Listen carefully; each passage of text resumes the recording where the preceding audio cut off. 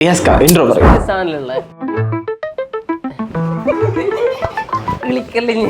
എങ്ങനെയുണ്ട് ഇപ്പം ഇവിടുന്ന് പോകുന്ന സമയത്തുള്ള ഇമാജിനേഷൻ അവിടെ എത്തിയിട്ടുള്ള ഒരു ലൈഫും വെച്ചൊക്കെ നേരം നല്ല രസം അവിടെയാണ്. സേഫ്റ്റി എങ്ങനെയുണ്ട് ഗേൾസിനും ബോയ്സിനും ഉള്ള സേഫ്റ്റി? നമ്മളെ നാട്ടിൽ പോലെ ഒന്നുമില്ല, പിന്നാലെ ഒന്ന് ശല്യം ചെയ്യൊന്നുമില്ല. നാട്ടിലങ്ങനെയോ പെരുമാറ്റമൊക്കെ അൾട്ടിമേറ്റ് പുച്ഛാണ് ഇപ്പൊ ചിലവർക്ക് നമ്മൾ. ആരാ ശരിക്കും നീറ്റ് റിപ്പീറ്റ് ചെയ്യേണ്ടത്? ഈ ഒരു ചോദ്യത്തിന് ഉത്തരം കിട്ടിയിട്ടുണ്ട്. ഫസ്റ്റ് എഴുതുമ്പോ തന്നെ നമുക്കൊരു ഐഡിയ കിട്ടും നമുക്ക് പറ്റിയ പണിയാണോ അല്ല. എത്ര വട്ടം റിപ്പീറ്റ് ചെയ്തിട്ടുണ്ട്? റിപ്പീറ്റ് ചെയ്യുമ്പോൾ ആകെ മൈൻഡിലുണ്ടായിരുന്നു. എല്ലാവരും പണ്ട് തന്നെ പറയാം നീറ്റിനത് 600+1 കിട്ടിയ നീറ്റ് കഴിഞ്ഞ കിട്ടിയപ്പോൾ സദാശം അപ്പൊ തന്നെ 653. അബ്രോഡ് കൺട്രീസിൽ എക്സ്പെൻസ് വെച്ച് നോക്കുമ്പോൾ ഏറ്റവും കുറവ് ഉസ്ബെക്കിസ്ഥാൻ അങ്ങനത്തെ കുറച്ച് രാജ്യങ്ങൾ മാത്രമേ.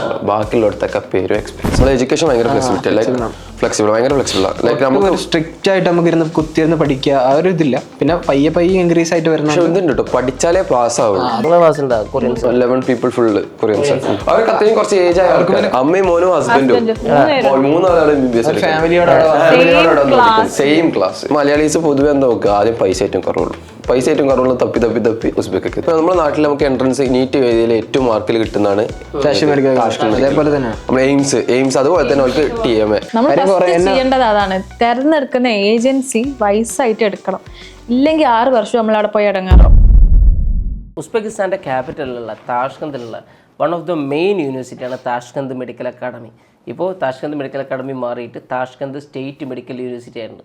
അപ്പോൾ ആ യൂണിവേഴ്സിറ്റിയിൽ ഫസ്റ്റ് ഇയർ പഠിച്ചു കഴിഞ്ഞ് വെക്കേഷന് നാട്ടിൽ വന്നേക്കുന്ന നമ്മുടെ കുട്ടികളുടെ കൂടെയുള്ള ഒരു പോഡ്കാസ്റ്റാണിത്. അപ്പോൾ എന്തൊക്കെയാണ് താഷ്കന്ത് മെഡിക്കൽ അക്കാഡമിയിൽ സംഭവിക്കുന്നത്, എന്തൊക്കെയാണ് അവിടുത്തെ കാര്യങ്ങൾ, എങ്ങനെയുണ്ട് ഉസ്ബെക്കിസ്ഥാൻ്റെ കൾച്ചർ, അവിടെയുള്ള ഫുഡ് എങ്ങനെയുണ്ട്, അവിടെയുള്ള കാര്യങ്ങൾ എങ്ങനെയുണ്ട്, ഇങ്ങനെയുള്ള കാര്യങ്ങളെല്ലാം നമുക്ക് 1 by 1 ആയിട്ട് ഇവരോട് ചോദിച്ചു നോക്കാം. ഇവരോട് നാകുന്ന സമയത്ത് അതിൻ്റെ ഒതൻറ്റിക് ആയിട്ടുള്ള ഒരു ആൻസർ നമുക്ക് കിട്ടും. എങ്ങനെയുണ്ടായിരുന്നു Tashkent 1 year experience so far? വല്ലാത്ത എക്സ്പീരിയൻസ്.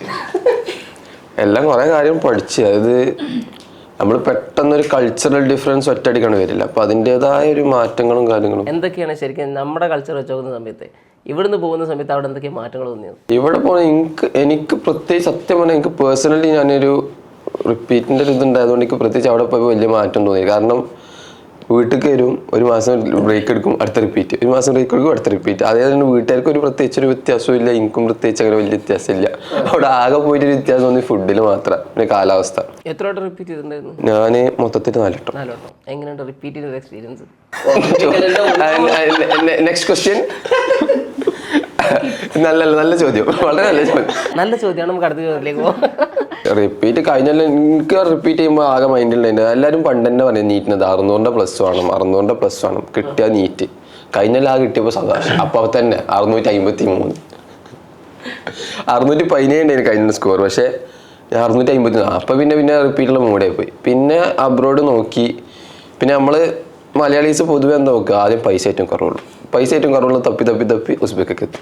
ഉസ്ബെക്ക് കസാക്കും ഇതൊക്കെ തന്നെയായിരുന്നു. പിന്നെ ലാസ്റ്റ് പിന്നെ കുറച്ചുകൂടി അങ്ങനെ അന്വേഷിച്ചപ്പോൾ കുറച്ചുകൂടി നല്ല പഠനം ഉസ്ബെക്കാന്ന് പറഞ്ഞപ്പോൾ വന്നത്. അത് പറഞ്ഞു കേട്ടോ, എഡ്യൂക്കേഷൻ ഫ്രീഡം സീന, ഭയങ്കര എഡ്യൂക്കേഷൻ ഫ്രീഡം.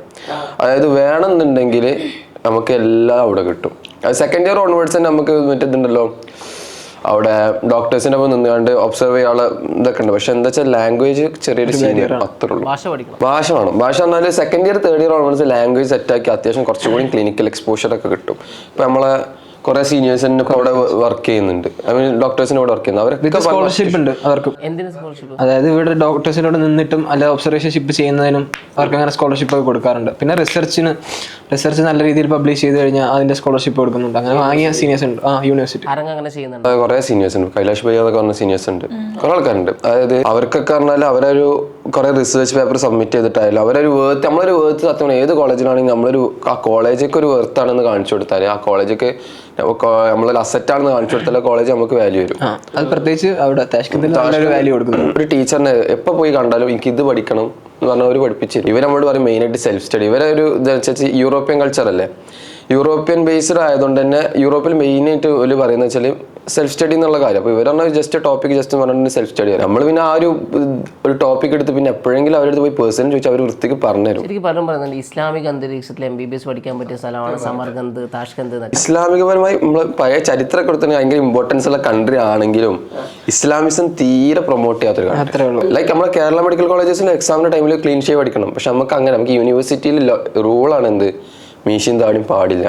മീശ പിന്നെയും സീല്ല, താടി തീരെ പാടില്ല. എല്ലാ യൂണിവേഴ്സിറ്റിയിലും അങ്ങനെ തന്നെയാണ് തോന്നുന്നത്. സമർഗന്ധിലും ഇതൊക്കെ.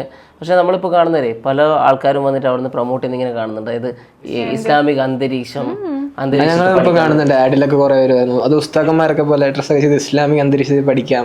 സമർക്കണ്ട് യൂണിവേഴ്സിറ്റിയുടെ ഫ്രണ്ടിലൊക്കെ വെച്ചിട്ടുള്ള വീഡിയോസ്. എല്ലാവർക്കും സെയിം റൂളാണ്. സംഭവം എന്താ വെച്ചാൽ എല്ലാവരും പറയാൻ കാരണം വെച്ചാല് ഇപ്പൊ ബുഹാർ ആയിക്കോട്ടെ, സമർക്കണ്ട് ആയിക്കോട്ടെ, നല്ലൊരു മുസ്ലിം അതല്ല നമ്മളെ ചരിത്രം, നമ്മളെ ഇസ്ലാമിക ചരിത്രം വെച്ച് നോക്കുകയാണെങ്കിൽ ഭയങ്കര ഇമ്പോർട്ടൻസ് ഉള്ള കൺട്രീസാണ്.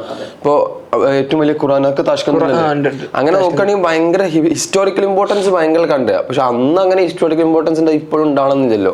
ഇപ്പൊ പണ്ട് മറ്റേ UK കേരളം ഇന്ത്യ ഭരിച്ചിന്റെ മാതിരി അതേപോലെ അല്ലല്ലോ ഇപ്പോഴും. അങ്ങനെയാണെങ്കിൽ ഇപ്പൊ ഇത്ര മാറുന്ന കാര്യം കഴിഞ്ഞില്ലേ. എല്ലാം പോയപ്പോ കാലം അനുസരിച്ച് മാറും. അതെല്ലാരും ആരും ഇപ്പൊ സ്ഥാനം കേൾക്കുമ്പോ എല്ലാരും ഇപ്പൊ പാകിസ്ഥാൻ. ഞാൻ ആദ്യം ഉസ്ബെക്കിസ്ഥാൻ പിന്നീട് നാട്ടിൽ വെച്ചിട്ട് അല്ലാതെ യുദ്ധമൊക്കെ ഉണ്ടല്ലോ ചെയ്താ. അല്ല ഇപ്പൊ ഈ സ്ഥാനം പറയുമ്പോൾ ഒരു പാകിസ്ഥാൻ അല്ലെങ്കിൽ അഫ്ഗാനിസ്ഥാനായിട്ടുള്ള റിലേറ്റഡ്. അപ്പൊ പരിപാടി നിർത്തി. പിന്നെ റഷ്യ, റഷ്യക്ക് പോകാനു. പിന്നെ എന്നോട് പ്രണവ് സാർ പറഞ്ഞോടെ അവരുടെ ലാംഗ്വേജ് ലൈസൻസിങ് എക്സാം എഴുതണം. അങ്ങോട്ട് ലാംഗ്വേജ് ലൈസൻസിങ് അത് സത്യമായിട്ട് ലാംഗ്വേജ് ലൈസൻസിങ് ഇല്ലാത്ത കൺട്രീസിൽ ഒരു കൺട്രിയാണ് ഉസ്ബെക്ക്. അപ്പോൾ എങ്ങനെയുണ്ട് ഇപ്പൊ ഇവിടുന്ന് പോകുന്ന സമയത്തുള്ള ഇമാജിനേഷൻ, അവിടെ എത്തിയിട്ടുള്ള ഒരു ലൈഫും വെച്ച് നോക്കുന്നേരോ? നല്ല രസം അവിടെയാണ്. Simple and powerful. അതല്ല നമ്മള് ഇവിടെ വന്നല്ലോ സത്യം പറഞ്ഞാൽ നമ്മുടെ നാട്, നമ്മുടെ ആൾക്കാര് കറങ്ങാൻ പോക്ക് അത് ഇതൊക്കെ ആയിട്ട് മാസം എന്തായാലും നല്ലൊരു അമൗണ്ട് കിട്ടും. പക്ഷെ അവിടെ പറഞ്ഞാലും നമ്മൾ വേറെ രാജ്യം ആയതുകൊണ്ട് തന്നെ എക്സ്പെൻസ് സത്യം പറഞ്ഞാൽ ഇവിടെ കുറവൊക്കെ തന്നെയാണ് അവിടെ വെച്ച് നോക്കും. പക്ഷെ അവിടെ എക്സ്പെൻസ് കുറവാണ്. ഇൻ ദ സെൻസ് നമ്മുടെ ഫ്രണ്ട്സ് കുറെ ആൾക്കാർ അബ്രോഡ് ഉണ്ടായതുകൊണ്ട് തന്നെ എല്ലാവരും പല രാജ്യങ്ങൾ കമ്പയർ ചെയ്യുമ്പോൾ അബ്രോഡ് കൺട്രീസിൽ എക്സ്പെൻസ് വെച്ച് നോക്കുമ്പോൾ ഏറ്റവും കുറവ് ഉസ്ബെക്കിസ്ഥാൻ അങ്ങനത്തെ കുറച്ച് രാജ്യങ്ങൾ മാത്രമേ ഉള്ളൂ. ബാക്കിയുള്ളടത്തൊക്കെ പേരും എക്സ്പെൻസ്. നിങ്ങൾക്ക് 25,000 മന്ത്ലി വരുന്നില്ലല്ലോ. നമുക്ക് 6,000 അത്ര. എനിക്ക് ഓർമ്മ ഞാന് അവിടെ ലാസ്റ്റ് ആയപ്പോ 2 മാസം 4,000 റുപ്യൊക്കെ ആയിട്ട് നിന്നിട്ടുണ്ട്. ബർത്ത്ഡേ ഒക്കെ വരുമ്പോ ഗിഫ്റ്റ് ഒക്കെ വാങ്ങാന്ന് വെച്ചാൽ ഒരു 7,000-8,000 ഒക്കെ നോക്കാം. നമ്മളവിടെ പറയുമ്പോൾ നമ്മളെ മല്ലൂസ് ഫാമിലി പോലെ ലൈക്ക് അത്രയും ആൾക്കാരല്ല. നമ്മള് 8-6 കൊല്ലം അവരെന്നും കണ്ടാണ്. അപ്പൊ നമുക്ക് പറഞ്ഞാൽ ഇപ്പൊ ബർത്ത്ഡേക്ക് നമ്മൾ ഗിഫ്റ്റ് വാങ്ങി കൊടുക്കും, കേക്ക് വാങ്ങി കൊടുക്കും. ഫാമിലി നമ്മൾ സീനിയേഴ്സിനായിട്ട് നല്ല ബന്ധം. നമ്മൾ ഹോസ്റ്റലിലാണെങ്കിൽ തന്നെ എല്ലാവരും ബർത്ത്ഡേ ആഘോഷിക്കും. സീനിയേഴ്സിനാണെങ്കിൽ നമ്മളെല്ലാം ഒരു ബർത്ത്ഡേ ഉണ്ടെങ്കിൽ നമ്മളെല്ലാവരും ഫണ്ടിട്ട് വലിയ കേക്ക് വാങ്ങി രാത്രി കേക്ക് മുറിച്ച് ഗിഫ്റ്റ് ഒക്കെ കൊടുത്ത്. എങ്ങനെ അപ്പൊ എക്സ്പെൻസ് നോക്കുന്ന സമയത്ത് എന്താ എക്സ്പെൻസ് ശരിക്കും വരുന്നത്? നമ്മൾ മെയിൻലി നോക്കുന്ന ഫുഡിന്റെ ഫുഡല്ല. പക്ഷെ എന്നാലും അവിടെ ഗ്രോസറീസ് ആണെങ്കിൽ ചില സാധനങ്ങൾ അവിടെ പൈസ കൂടുതൽ, ചിലത് മെയിൻലി MRP. പച്ചമുളക് 2 50 കണ്ടല്ലേ? അത് ഭയങ്കര MRP ഇല്ലാത്തതിന്റെ ഒരു കുഴപ്പമാണ് ഒരു കടയിൽ വാങ്ങുന്നത്. ഇവർക്ക് തോന്നിയ സത്യം അതാണ് മെയിൻ പ്രശ്നം. നമ്മളെ കാണുമ്പോ ചിലപ്പോ വേറെ റൈസ് പറയും, നമ്മളവിടെ പോകില്ല. ലൈക്ക് ഇപ്പൊ നോമ്പ് ഈദിന്റെ ടൈമില് വാട്ടർ മെലണ് എത്രയും 1,00,000. അതായത് ഒരു നാട്ടിലൊരു 1,000 റുപ്യ എടുത്തു. ലാസ്റ്റ് ആയപ്പോ അത് നാട്ടിലെ റേറ്റ് ആയി മാറി. നാട്ടിലത്തെ റേറ്റ് ആണ്. അതായത് 25,000 പറയുമ്പോ ഒരു 200 റുപ്യ താഴെ 150 റുപ്യ ഒരു വാട്ടർ മെലൺ കിലോയ്ക്ക്.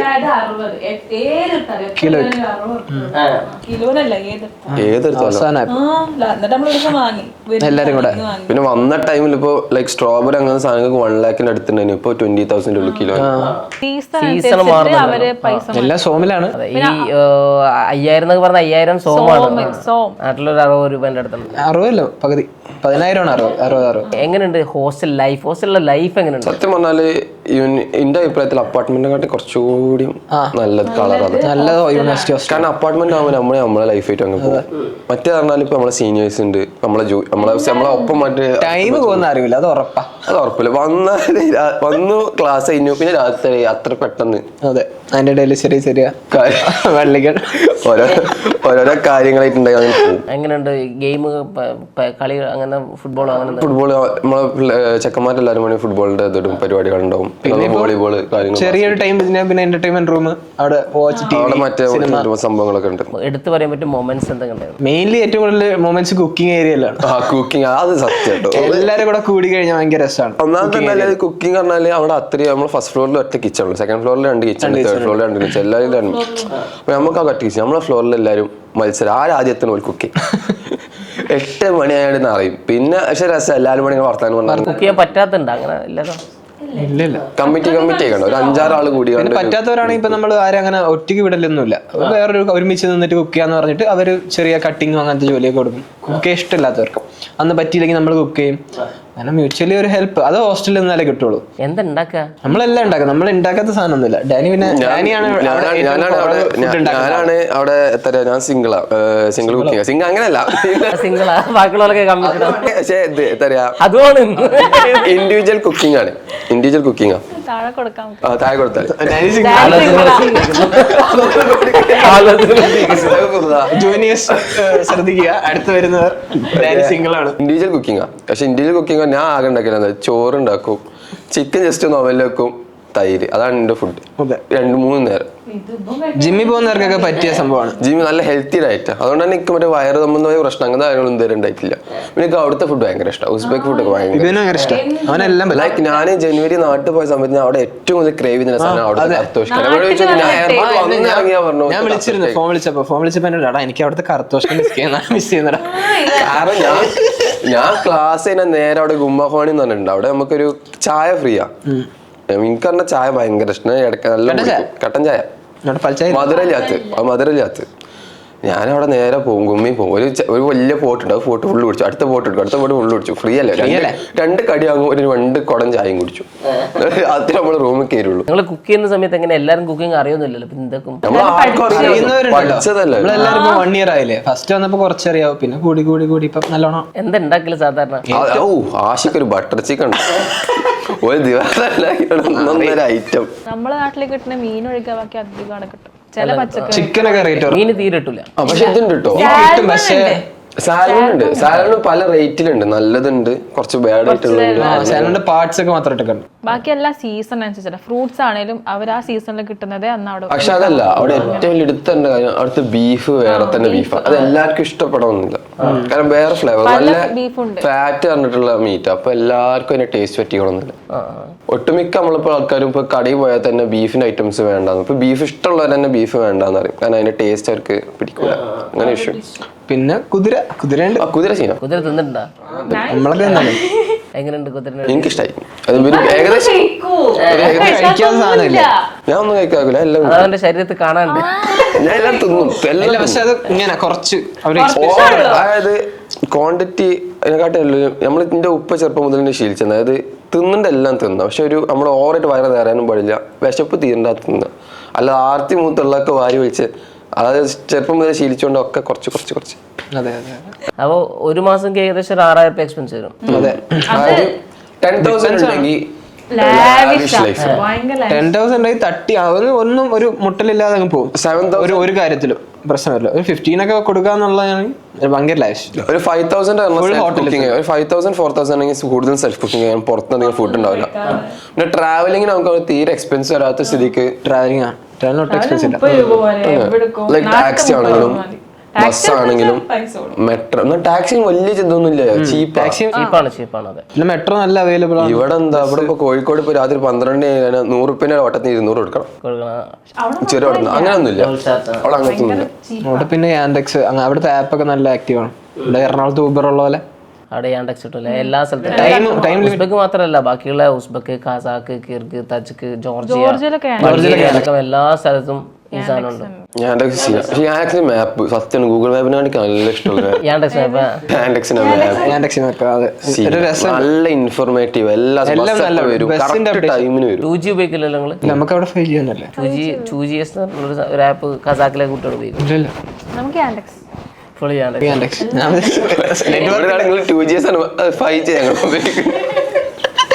ഞാൻ വിചാരിച്ചു നെറ്റ്വർക്കിന്റെ കാര്യം പറയാം. അതെ, അത് വേറെ കോമഡി. അവിടെ കറണ്ട് പോയി എല്ലാം പോകും. നെറ്റ് പോവാ. നമ്മള് ഹോസ്റ്റലിൽ കറണ്ട് പിന്നെ ആരും ഒരു ബന്ധമില്ല, ഫോണും ഇല്ല, നെറ്റും ഇല്ല, പുറത്തിറങ്ങുന്നത് അതാ രസം. അവിടെ ജനറേറ്റർ ഇല്ല. ഒന്നാമത്തെ കാര്യം മെയിൻ ടൗണുകളിൽ മാത്രമേ കറക്റ്റ് ഹാർട്ടിൽ മാത്രമേ ഇതുള്ളൂ. കറണ്ട് പോയാൽ ടവറും പോയി, ലൈറ്റും പോയി, വെള്ളവും പോയി, ഒന്നും ഉണ്ടാവില്ല. മെയിൻ ഹാർട്ട് എന്ന് പറയുമ്പോൾ ജസ്റ്റ് ഒരു 6 കിലോമീറ്റർ ഒന്നും പോയില്ല. കോളയാണെങ്കിൽ പിന്നെ കുറച്ച് നമ്മള് പുറത്തിറങ്ങുമ്പോ പിന്നെ ടവർ അങ്ങനെ മനുഷ്യന്മാരൊക്കെ കാണാൻ പറ്റില്ല. ഇരുട്ടാണ്, ഒന്ന് ഫ്ലാഷ് അടിച്ചില്ല. അപ്പൊ എല്ലാരും പുറത്താക്കാറ്. കറണ്ട് വരുന്ന വരെ മുറ്റത്തുണ്ടാവും, ഹോസ്റ്റലിന്റെ മുറ്റത്ത്. നല്ല രസമാണ്. കറണ്ട് പോകുമ്പോ എല്ലാരും പുറത്തിറങ്ങി സംസാരിച്ചിരിക്കും. നല്ല ക്ലൈമറ്റ് ഒക്കെ ആണെങ്കിൽ നല്ല രസം. വരുന്ന ടൈമിലാണ് നല്ല ക്ലൈമറ്റ് പ്രതീക്ഷിച്ച് വരേണ്ടത് വരുന്ന കുട്ടികളുടെ. ക്ലൈമറ്റ് ഒക്കെ ഉണ്ട്. ഉസ്ബെക്കിസ്ഥാൻ ഭയങ്കര പെട്ടെന്ന് ചേഞ്ച് ആവുന്ന ക്ലൈമറ്റ്. ചിലപ്പോൾ നല്ല തണുപ്പുള്ള ടൈമിൽ തന്നെ ഒട്ടുമിക്ക ആൾക്ക് വന്ന ടൈമിൽ ഒരു അസുഖം എന്തായാലും ഉറപ്പാണ്. കാരണം ക്ലൈമറ്റിന്റെ ചേഞ്ച് ചെയ്യുമ്പോൾ എന്തായാലും പിന്നെ പ്രഷർ അങ്ങനത്തെ കാര്യങ്ങൾ നമ്മുടെ സറൗണ്ട് ഒറ്റയടിക്കാൻ ചേഞ്ച് ആകുമ്പോൾ അസുഖം എന്തായാലും വരും. അതൊന്ന് ആപ്റ്റ് ആവാൻ കുറച്ച് ടൈം എല്ലാവർക്കും ഉണ്ട്. നമ്മൾ വന്ന കൂട്ടത്തിൽ എല്ലാവർക്കും പനി വരും. ലാസ്റ്റ് വെച്ച് പിന്നെ എല്ലാവരും ഒന്ന് അഡാപ്റ്റ് ആയി. പിന്നെ ആ വിന്ററിന്റെ പീക്കിലും എല്ലാവർക്കും ഒന്ന് വന്നിരുന്നു. പെട്ടെന്ന് ഒറ്റയടിക്ക് ടെമ്പറേച്ചർ നല്ലോണം കുറഞ്ഞു. ഒരു ഇല്ലെങ്കിൽ 16 ഒറ്റയടിക്ക് നെഗറ്റീവ് കൊണ്ട് പോയി. സ്നോഫോൾ ഉണ്ട്, നമുക്ക് ഉണ്ടായിരുന്നു. പക്ഷെ എന്തുകൊണ്ടാ അറിയില്ല, ഞങ്ങൾ വന്നതിന്റെ ശേഷം 2-3 വട്ടം ഉണ്ടായിട്ടുള്ളൂ. എല്ലാരും പറഞ്ഞു കഴിഞ്ഞാലും ഇപ്രാവശ്യം -10 വരെ. 10-നപ്പുറം പോയിട്ടില്ല. നമ്മള് കുറെ -18 വരെ പോയി. സ്നോഫോൾ കിട്ടിയില്ല തീരെ. കിട്ടിയില്ല. 2-3 ഒരു 1 വീക്ക് ഒക്കെ കിട്ടി കാണും. എങ്ങനെയുണ്ട് സ്നോഫോൾ? സത്യമായ മഞ്ഞ് രസമാണ്. നമ്മളിതുവരെ ഞാൻ ഇതുവരെ മഞ്ഞിട്ടില്ല. ആടെ പോയിട്ട് നമ്മളും കാണും. നാട്ടിലിങ്ങനെ ടിവിയിൽ കാണും, ഓ ഏതാ രസം. പക്ഷെ 2 ദിവസം ക്ലാസ്സിനെ പോയി അടുത്ത് ഭയങ്കര ചെളിയും ഭ്രാന്തേരോ മഞ്ഞ് ഭയങ്കര ഇടങ്ങാറ. ചൂട് പിന്നെ ഒഴുക്കി വീഴാൻ പോയി. എത്ര ഒഴുക്കിയാൻ പോയി. മഞ്ഞില് 1-2 പ്രാവശ്യം ഫോട്ടോ എടുക്കലേ. മഞ്ഞില് ക്ലിക്ക് ചെയ്യാൻ കൊള്ളാം. തണുപ്പ് ഏറ്റവും കൂടുതലുള്ള കാലം കൈ പുറത്ത് ഇടാൻ പറ്റില്ല. കൈ കുറച്ചു നേരം പുറത്ത് തന്നെ കൈ ഇങ്ങനെ കറുത്ത കളർ ഇങ്ങനെ ആയി വരും. ഒരു ലൈറ്റ് ബ്രൗൺ ആയി വരും ബ്ലഡ് സർക്കുലേഷനിൽ. ഇവിടൊക്കെ മുറിയാവും. ഞങ്ങളൊക്കെ മുറിയാക്കാരാണ്. പുറത്ത് ഫുള്ള് ജാക്കറ്റ് ഒക്കെ നമുക്ക് സർവൈവ് ചെയ്യാൻ പറ്റാത്താണ്. ഇല്ല അത്ര ഡ്രസ് ഗ്ലൗസ് വരാൻ പിന്നെ ഏത് ബിൽഡിങ്ങിനകത്ത് കയറിയാലും ഹീറ്റർ ഉണ്ട്. പിന്നെ എന്താ ഒരു പ്രശ്നമില്ല എവിടെ കയറിയാലും. പിന്നെ ആ ടൈമിൽ ഇങ്ങനെ നമ്മൾ ഈ ബസ് കാത്തിക്കണുണ്ടാവില്ല, അതിങ്ങനെ റൂമാക്കും. തണുപ്പിനാണെച്ചാൽ അത് ഹീറ്റർ ആക്കി ഉണ്ടാവും. അപ്പൊ നമ്മൾ അതിനുള്ളിൽ കയറിയാൽ മതി. ചൂടാണെച്ചാൽ എ സി ഉണ്ടാവും. അപ്പൊ അവിടെ കയറി പെരുമാറ്റൊക്കെ ചെന്ന സമയത്ത് നല്ല അടിപൊളിയല്ല. ഇപ്പൊ ഇതൊക്കെ പോയിക്കണോ? ഇപ്പൊ അതൊന്നുമില്ല. ഇപ്പൊ നമ്മളെ ഏരിയയിലുള്ളൂ പ്രശ്നം. അല്ല ഇനിയിപ്പോ നിങ്ങൾക്ക് തോന്നാത്തോണ്ടാണ് പോയ സമയത്ത് ഇങ്ങനെ അല്ലേ അൾട്ടിമേറ്റ് പുച്ഛണ്ട് ഇപ്പൊ ചിലവർക്ക് നമ്മളെ കാണുമ്പോ. കാരണം അവരെ പറഞ്ഞിട്ട് കാര്യമില്ല. അങ്ങനെയാണ് അവരോട് ട്രീറ്റ് ചെയ്യണ കുറെ ഇന്ത്യൻസ്. അവരെ പറഞ്ഞിട്ട് കാര്യമില്ല. പക്ഷെ നമ്മളെ യൂണിവേഴ്സിറ്റിന്റെ അവിടുന്ന് കുറച്ചൊക്കെ നമ്മൾ എവിടേക്കൊക്കെ കാണാനൊക്കെ പോയാൽ പക്ഷെ അവിടെ സത്യമാണ് യൂസ്ബെക്കുള്ള പെരുമാറ്റം എല്ലാത്തിലും കോമൺ ആയിട്ട് മോശമുള്ള ഒറ്റ കുട്ടികൾ ഇന്നൊക്കെ കല്ലെടുത്ത് എറിഞ്ഞിക്കണം.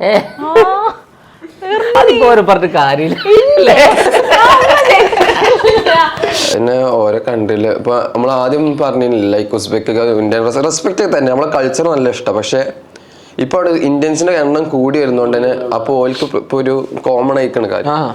താഷ്കന്ത് റീജിയൻ കുറച്ച് കണ്ട് മാറിക്കണ്ട് പോവാണെങ്കിൽ ഓൽക്ക് പിന്നെ അതുണ്ട്. ഇപ്പൊ നമ്മുടെ നാട്ടിൽ നമുക്ക് എൻട്രൻസ് നീറ്റ് വേദിയിൽ ഏറ്റവും മാർക്കിൽ കിട്ടുന്നതാണ്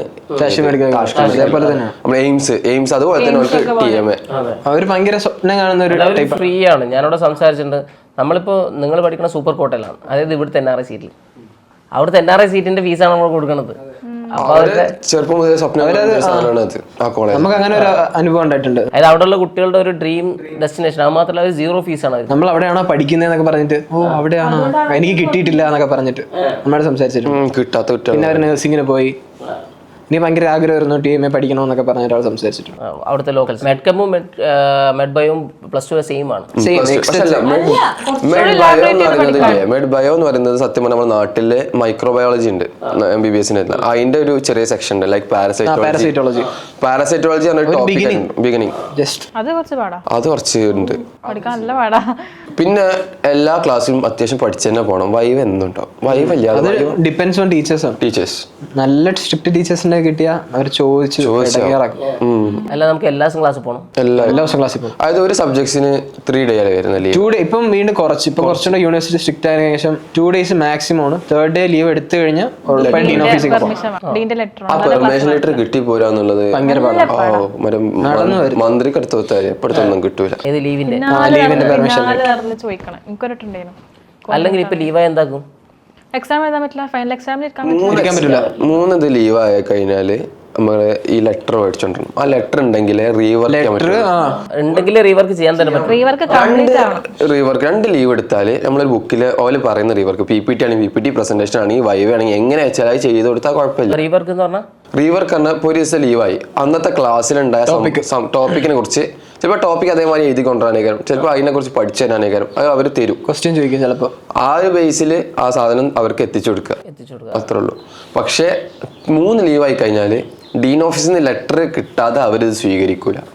അങ്ങനെ ഇഷ്യൂ ഉണ്ട്. അത്ര സ്ട്രിക്റ്റ് ആണോ വെച്ചാൽ അങ്ങനെ റീവർക്ക് ചെയ്യാൻ പാടാണോ? അത്രയൊക്കെ ടഫ് ഒന്നുമല്ല, എങ്കിലും ടൈറ്റ് പാക്ഡ് ആണ് മൊത്തം എഡ്യൂക്കേഷൻ. രാവിലെ മുതൽ വൈകുന്നേരം വരെ ഫുൾ പാക്ഡ് ആയിട്ട്. ഫസ്റ്റ് ഇയർ ഒന്നുമില്ല, തേർഡ് ഇയർ മുതൽ തേർഡ് ഇയർ മുതൽ ഫസ്റ്റ് ഇയർ നമുക്ക് തേർഡ് ഇയർ മുതൽ ക്ലാസ് ടൈം ശരിയാണ്, പക്ഷെ പഠിക്കുന്ന സാധനം കൂടുന്നു. അത് സത്യം പറഞ്ഞാൽ ഫസ്റ്റ് ഇയർ പറഞ്ഞാൽ നമുക്ക് ആകെ അനാട്ടമി, ഹിസ്റ്റോളജി. സെക്കൻഡ് ഇയർ പിന്നെ പ്രോപ്പർ ആയിട്ട് പാത്ത് ഫിസിയോ അങ്ങനെയൊക്കെ വന്നിട്ട് full MBBS courses subjects proper MBBS. Second year third year പിന്നെ കുറച്ചുകൂടി ഉണ്ടാവും. ഫോർത്ത് ഇയർ മുതൽ നമുക്ക് തേർഡ് ഇയർ മുതൽ ഫോർത്ത് ഇയർ മുതൽ ഓസ്കിയ. അപ്പൊ അതിനനുസരിച്ച് സൈക്കിൾസ് ഓരോ ഹോസ്പിറ്റലിൽ പോയി ട്രാവൽ ചെയ്യുന്ന കാര്യങ്ങളും. അപ്പൊ അതൊക്കെ ആയിട്ട് പിന്നെ ലാസ്റ്റ് ഭയങ്കര ബിസിയാവും. നമുക്ക് ആകെ സത്യം ഫ്രീ ടൈം പറഞ്ഞാൽ ഫസ്റ്റ് സെക്കൻഡ് തന്നെ കിട്ടും. ഫോർത്ത് ഇയേഴ്സ് ഫിഫ്ത്ത് ഇയേഴ്സ് ഒക്കെ നല്ല ബിസി ആയിട്ട് ഓടുകയാണ്. ഫുള്ള് പഠിത്തം കാര്യങ്ങളും അവരവരുടെ കാര്യങ്ങളായിട്ട് ഫുള്ള് പോവാം. ഫുള്ള് പഠിത്തം. ഇപ്പൊ നമ്മള് സെക്കൻഡ് ഇയേഴ്സ് ആണെങ്കിൽ തന്നെ ഒട്ടുമിക്ക എല്ലാവരും എപ്പോഴും പഠിക്കൽ തന്നെയാണ് കൂടുതൽ ആൾക്കാരും. എന്താ അവിടെ ഏറ്റവും അഡ്വാൻറ്റേജ് ആയിട്ട് തോന്നിയിട്ടുള്ളത്? അഡ്വാൻറ്റേജ് ഒന്നാമത് തന്നെ ഫ്ലെക്സിബിലിറ്റി. നമ്മളെ എഡ്യൂക്കേഷൻ ഭയങ്കര ഫ്ലെക്സിബിലിറ്റി, ഭയങ്കര ഫ്ലെക്സിബിൾ. ലൈക്ക് നമുക്ക് സ്ട്രിക്റ്റ് ആയിട്ട് നമുക്ക് ഇരുന്ന് കുത്തിയിരുന്ന് പഠിക്കുക ആ ഒരു ഇതില്ല. പിന്നെ പയ്യെ ഇൻക്രീസ് ആയിട്ട് വരുന്ന ഇതുണ്ട് കേട്ടോ, പഠിച്ചാലേ പാസ്സാവുള്ളൂ. പഠിക്കണം. അതായത് എല്ലാവരും ചേരുന്നുണ്ട് ലൈക്ക് ഒന്നും പഠിക്കണ്ട, ജസ്റ്റ് എങ്ങനെയൊക്കെ എക്സാം പഠിക്കാതെ പാസ്സാവില്ല. പഠിച്ചേ പറ്റൂ. ഒന്ന്. രണ്ടാമത്തെ പറഞ്ഞാൽ നമുക്ക് എന്ത് എഡ്യൂക്കേഷൻ പരമായിട്ട് എന്ത് ആവശ്യം ഉണ്ടെങ്കിലും അവിടുത്തെ ടീച്ചേഴ്സ് അത് പ്രൊവൈഡ് ചെയ്യാൻ 100% റെഡിയാ. ടീച്ചേഴ്സിന് അങ്ങനെ ഒന്നുമില്ല, റേസിസ് ആ സംഭവങ്ങളൊന്നുമില്ല. കുറെ ആൾക്ക് അങ്ങനെ പറഞ്ഞിട്ട് കാരണം അവിടെ റഷ്യൻ ടീച്ചേഴ്സ് കുറെ ഉണ്ട്. അപ്പൊ റഷ്യൻസ് നമ്മുടെ ഇന്ത്യക്കാരൊരു ഇതാണോ racism like kind of thing ഉണ്ടോ എന്നൊക്കെ. പക്ഷെ അങ്ങനെ ഒന്നുമില്ല. അവർക്ക് നമ്മളെ ഭയങ്കര കാര്യമാണ് ടീച്ചേഴ്സിന്. നമ്മൾ അങ്ങോട്ട് കൊടുക്കുന്നത് നമ്മൾ അങ്ങോട്ട് റെസ്പെക്ട് കൊടുത്താൽ നമുക്ക് ആ റെസ്പെക്ട് അല്ലെന്നിട്ട് തരും. അവിടെ കുറെ ടീച്ചേഴ്സ് ഇപ്പൊ ഇംഗ്ലീഷ് പഠിക്കുന്നുണ്ട് നമുക്ക് വേണ്ടി. ഇന്ത്യയില് ഹിന്ദി അല്ലെ മെയിൻ ലാംഗ്വേജ് എന്ന് പറയുന്നത്, അതേപോലെ റഷ്യൻ ആണ്, പിന്നെ ഉസ്ബെക്ക് സൈഡ് ലാംഗ്വേജ്. പിന്നെ അവർക്ക് ഇംഗ്ലീഷിന്റെ ആവശ്യമില്ല. പക്ഷേ ഇപ്പം ജനറേഷൻ ഒരു ഇത് പറയുമ്പോൾ ഒരു ഇംഗ്ലീഷ് ഇപ്പം കുറെ സ്കൂളിൽ ഇപ്പം നമ്മൾ പറയുന്നുണ്ട്, കിഡ്സിനൊക്കെ ചോദിക്കുമ്പോൾ അവർ പറയും ഇംഗ്ലീഷ് പഠിച്ചേ പറ്റുള്ളൂ. കിഡ്സിനൊക്കെ നല്ലോണം കുറെ പേർക്ക് അറിയാം ഇംഗ്ലീഷ്. നമ്മൾ സത്യം പറഞ്ഞാൽ നമുക്കുണ്ട് ഇംഗ്ലീഷ് സബ്ജക്ട്. അപ്പൊ കുറെ ആൾക്ക് ചോദിച്ചു നമ്മളെന്ത് LKG കുട്ടിയാണോ ഇംഗ്ലീഷ് പഠിക്കാൻ അങ്ങനെ. പക്ഷെ അത് ഇംഗ്ലീഷാണ്. നമ്മൾ വരുന്നതിന് മുന്നേ അവിടെ ഏറ്റവും കൂടുതൽ ഇന്റർനാഷണൽ സ്റ്റുഡൻസ് എന്ന് പറയുന്നത് കൊറിയക്കാരാണ്. കൊറിയൻസിന് ഇംഗ്ലീഷ് തീരെ അറിയില്ല. അവർക്ക് Koreans, Japanese people, Chinese people ഇവർക്കാണ് മെയിൻ ഇവർ ഭയങ്കര പ്രസ്റ്റീജിയസ് ആയി കാണുന്ന ലാംഗ്വേജാണ് ഇംഗ്ലീഷ്, ഇന്റർനാഷണൽ ലാംഗ്വേജ്. അവരെ പഠിപ്പിക്കുന്നില്ല. അവർക്കിപ്പോൾ അത് പഠിക്കാൻ പറ്റില്ല. അപ്പോൾ അത്രയും വരുന്ന സൗത്ത് കൊറിയൻസിന് എന്താ പറയുക, ഇംഗ്ലീഷ് സെറ്റ് ആവാൻ വേണ്ടിയിട്ടാണ് ആ സബ്ജക്ട് ഇൻട്രൊഡ്യൂസ് ചെയ്യുന്നത് ഇന്റർനാഷണൽ സ്റ്റുഡൻസിന്. അത് കഴിഞ്ഞ വരെ ഇന്ത്യൻസ് അധികം ഇല്ലല്ലോ. ആ ഇന്ത്യൻസ് ഇല്ലാത്തത് ഒരു ഇത് വെച്ചിട്ടാണ് പിന്നെ എന്ത് ചെയ്ത് ഈ ഒരു ലാംഗ്വേജ് ഇൻട്രസ്റ്റ് സൗത്ത് കൊറിയൻസിന് പഠിപ്പിക്കാൻ വേണ്ടി കൊടുക്കുന്നത്. അപ്പൊ പിന്നെ ഇപ്രാവശ്യം ഇന്ത്യൻസ് കൂടിയതിന് ശേഷം അവരെല്ലാവരും എന്ത് ചെയ്യാൻ തുടങ്ങി, കംപ്ലൈന്റ് ചെയ്യാൻ തുടങ്ങി. നിങ്ങൾക്ക് ഉണ്ടോ നിങ്ങളെ ക്ലാസ് ഉണ്ടോ കൊറിയൻസ്? അസ്കർ ഉണ്ട്, അസറുദ്ദീൻ. അവന്റെ ക്ലാസ്സിൽ അവർ 3 മലയാളീസ് ഉള്ളൂ. ബാക്കി 11 പീപ്പിൾ ഫുള്ള് കൊറിയൻസ്. എങ്ങനെയുണ്ടോ ഓരോ പെരുമാറ്റമൊക്കെ? അവർക്ക് അത്രയും കുറച്ച് ഏജ് ആയ അവർക്ക് പിന്നെ കൊറിയയിൽ കുറെ ഡേയ്സ് ഒക്കെ ഉള്ള ദിവസമൊക്കെ അവർക്ക് ചോക്ലേറ്റ് പിന്നെ ബൊക്കറ്റ് ഏത് കൊറിയൻസിന്റെ അവർ വാങ്ങിച്ചു കൊടുക്കുന്നത്. ഞാനേ ഇങ്ങനെ ഒരു കൊറിയൻ സ്റ്റുഡൻറ്റിനോട് ഇങ്ങനെ സംസാരിക്കുന്നു. തേർഡ് ഇയർ ഫിഫ്ത്ത് ഇയർ ഇങ്ങനെ സംസാരിച്ച് ഞാൻ വിചാരിച്ചൊരു ചെറിയ നമ്മളത്ര പ്രായം കാണാൻ അത്രേ ഉള്ളൂ. സംസാരിച്ച് കുറച്ച് കഴിഞ്ഞപ്പോൾ ഒന്നൊന്ന് കുരക്കം കഴിഞ്ഞപ്പോൾ ഞാൻ എത്ര വയസ്സായി, ഇപ്പൊ 40 ആയി, ഇപ്പൊ 41ലേക്ക് പോവാണ്. അമ്മയും മോനും ഹസ്ബൻഡും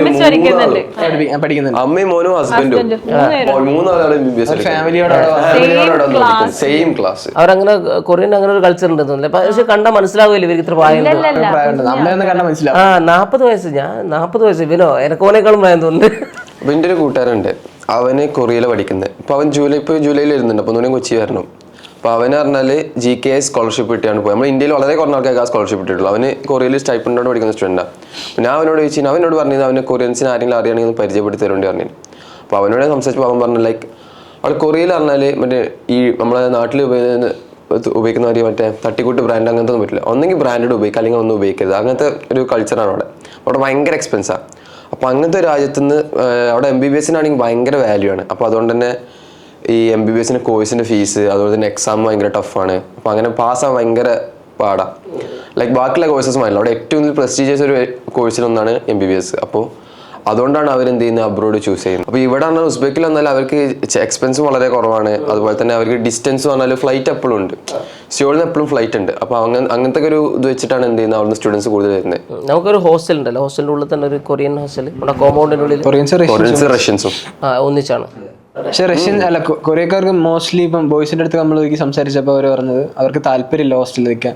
കാര്യം അവർ മിലിറ്ററിയിലൊക്കെ പോകുമ്പോൾ അവർക്കെല്ലാം സിംഗിൾ റൂമാണ്. അപ്പോൾ അവർക്ക് എപ്പോഴും ഒറ്റയ്ക്കുള്ള റൂമാണ് താല്പര്യം. കൊറിയക്കാർക്ക് ഒരു പ്രായം കഴിഞ്ഞാൽ എന്തായാലും അവിടെ മസ്റ്റ് ആയിട്ട് മിലിറ്ററി സെർവ് ചെയ്യണം ആണുങ്ങളാണെങ്കിൽ. അപ്പോൾ ആ ഒരു ഇത് വെച്ചിട്ട് അവരെല്ലാവരും ഒട്ടുമിക്ക എല്ലാവരും ഇപ്പോൾ അവിടെ ഹോസ്റ്റൽ ഉണ്ടെങ്കിലും ഹോസ്റ്റൽസിൽ കൂടുതൽ റഷ്യൻസ് മാത്രമേ ഉള്ളൂ. ഒട്ടുമിക്ക എല്ലാ കൊറിയൻസും പുറത്താണ് നിൽക്കുന്നത്. അതുകൊണ്ടായിരിക്കും ഒരു ലേറ്റ് ആയിട്ട് എഡ്യൂക്കേഷൻ സ്റ്റാർട്ട് ചെയ്യുന്ന കോളേജിൽ. അതിനുശേഷമാണ് അവരുടെ മെയിൻ കരിയർ തുടങ്ങുന്നത്. അവിടെ പറഞ്ഞാൽ 26 വയസ്സ് അങ്ങനെ എന്താ കണക്കുണ്ട്, 26-27 വയസ്സിനുള്ളിൽ ശേഷം എന്തായാലും കയറണം എന്നാ. അപ്പോൾ ഏത് ഡിഗ്രി പഠിക്കുകയാണെങ്കിലും 2 വർഷമാണ്, 1.5 വർഷം 2 വർഷം അങ്ങനെ കയറിയിട്ട് ആ മിലിറ്ററി സെർവ് ചെയ്തിട്ട് അവർ ഇറങ്ങണം. അതായത് കൊറിയൻ നാഷണാലിറ്റി ഉള്ള ആൾക്കാർ. അത് പിന്നെ അത് വന്നിട്ട് പിന്നെ അവർക്ക് അതിനനുസരിച്ച് ഇതുണ്ട്, വാല്യൂസ് ഉണ്ട്. പക്ഷേ നമ്മുടെ നാട്ടിൽ ഒരു പെൻഷൻ അങ്ങനത്തെ പരിപാടികളൊന്നും ഇല്ല. ഒരു മിലിറ്ററി സെർവ് ചെയ്തു എന്ന് വെച്ചിട്ട് അങ്ങനത്തെ കാര്യങ്ങളൊന്നും ഇല്ല. അത് ജസ്റ്റ് അവരെ കൺട്രീനെ സെർവ് ചെയ്യാന്നുള്ള ഇതില്ല, അത്രേ ഉള്ളൂ. അതാണ് ആ ഒരു ബേസിലാണ് അവരെന്ത് ചെയ്യുന്നത്, പുറത്ത് റൂം എടുത്ത് നിൽക്കുന്നത്. ഒരുപാട് ആൾക്കാരും പുറത്ത് തന്നെയാണല്ലോ. കൊറിയൻസ് കൂടുതൽ പുറത്താണ്. റഷ്യൻസ് ഫുൾ നമ്മുടെ ഹോസ്റ്റലിൽ കൂടുതലുണ്ട്. നമ്മുടെ ഇപ്പോൾ ഹോസ്റ്റലിൽ മലയാളികൾ മാത്രമാണ്. നമ്മുടെ ഹോസ്റ്റലിൽ മലയാളികൾ, ഹിന്ദിക്കാരും തെലുങ്കാരും ഭയങ്കര കുറവാണ്. നമ്മുടെ എനിക്കൊന്ന് നമ്മളെ ടോപ്പ് ഫ്ലോറിൽ, നിങ്ങളുടെ ഫ്ലോറിൽ ഇന്ത്യക്കാർ വളരെ കുറവ്, മലയാളികൾ നല്ല ഫുള്ള്. ഒരു റൂമോ 2 റൂമോ തെലുങ്കന്മാർ. നമ്മളെ സീനിയേഴ്സ് കുറച്ച് പേര് കൂടുതലാണ്. പക്ഷെ ഇപ്പൊ ഫസ്റ്റ് ഇയേഴ്സ് ഭയങ്കര കുറവാ. പക്ഷേ സീനിയേഴ്സ് കുറെ ആൾക്കാരുണ്ട്. കൂടുതൽ ആൾക്കാർ നമ്മളെ സഫീന്റെ ഭാഗമില്ലേ, അതിന് ഓപ്പോസിറ്റ് റോഡ് ഉണ്ട്. ആ റോഡ് ഫുൾ അപ്പാർട്ട്മെന്റ്, ചെറിയ അപ്പാർട്ട്മെന്റ്സും വില്ലാസും.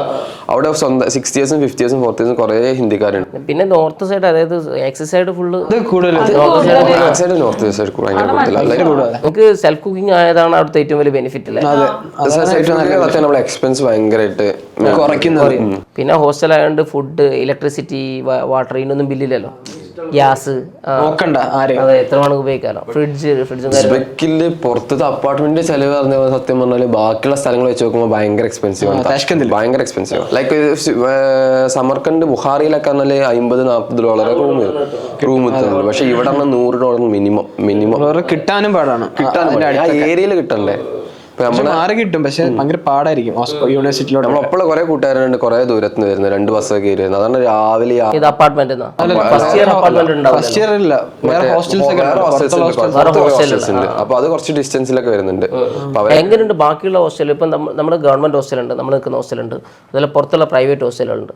അപ്പൊ ഇത് കമ്പയർ ചെയ്യുമ്പോൾ എങ്ങനെയുണ്ട് അവിടുത്തെ ഹോസ്റ്റൽ? ഒരു ഇത് മോശമായിട്ടുള്ളതുണ്ട്. 50 സ്റ്റുഡൻസിന് ഒരു ബാത്റൂം അങ്ങനത്തെ സെറ്റപ്പ് ഉള്ള ഹോസ്റ്റൽ വരെ ഉണ്ട്. അതൊക്കെ ഭയങ്കര മോശമല്ല. ഗേൾസിനൊക്കെ ആണെങ്കിൽ എസ്പെഷ്യലി. ഉസ്ബെക്കി ഫുഡിൽ നമുക്ക് കഴിക്കാൻ പറ്റുന്ന ഫുഡ് സോംസ, കർത്തോഷ്ക, സസിക്കളി, അങ്ങനെ കുറെ സാധനങ്ങളുണ്ട്. കുറെ സാധനം ഇഷ്ടം. നിങ്ങൾക്ക് അവരെ ടച്ച് ചെയ്യാൻ പറ്റും, രോഗികളെ പോയിട്ട് നമ്മൾ ഇന്ററാക്ട് ചെയ്യുന്നതിനനുസരിച്ച് ഡോക്ടർ നമുക്ക് തരും. അതായത് നമുക്ക് ഒരു ബേസിക് ആയിട്ടുള്ള റഷ്യൻ അറിയാം, നമുക്ക് കമ്മ്യൂണിക്കേറ്റ് ചെയ്യാൻ പറ്റും, കാര്യങ്ങളൊക്കെ ചോദിച്ച് മനസ്സിലാക്കാൻ പറ്റുമെങ്കിൽ നമുക്ക് ഇവിടെ കിട്ടുന്ന ക്ലിനിക്കൽ കടാവ വെച്ച് പഠിക്കുമ്പോൾ മെയിൻ ഒരു ഉപകാരം എന്താ വെച്ചാല് ബോഡിയിൽ ആ പാർട്ട് എവിടെയാണ് നമുക്ക് കറക്റ്റ് ഒരു ഐഡിയ ഉണ്ടാവും. നിങ്ങൾക്ക് അഡ്മിഷൻ മേടിച്ചു തരാം അങ്ങനെ എന്തോ പണ്ട് കുട്ടികളെ കൊടുത്തിട്ട് സെപ്റ്റംബറിൽ വന്നവരാ, അവർക്ക് തുടങ്ങിയത് ഫെബ്രുവരി. അവിടെ ഒരു ചെറിയ കംപ്ലൈന്റ് വന്നോണ്ട് അവിടെ മിനിസ്റ്റർ ഓഫ് എഡ്യൂക്കേഷൻ വന്നിട്ട് പ്രശ്നമാക്കി. ഒരു കുട്ടി കംപ്ലൈന്റ് ചെയ്തു, ഒറ്റ കുട്ടിയുടെ. നമ്മുടെ നാട്ടില് എത്രയായി സമരം ചെയ്താലും അത് മാറില്ല. അതുപോലെ അല്ല അവിടെ കുട്ടി കംപ്ലൈന്റ് ചെയ്തപ്പോ മൊത്തം ഹെൽത്ത് മിനിസ്ട്രി വന്ന് നമ്മളെ കട പിടിച്ചു നിർത്തിയോ ക്ലാസ് കഴിഞ്ഞപ്പോ.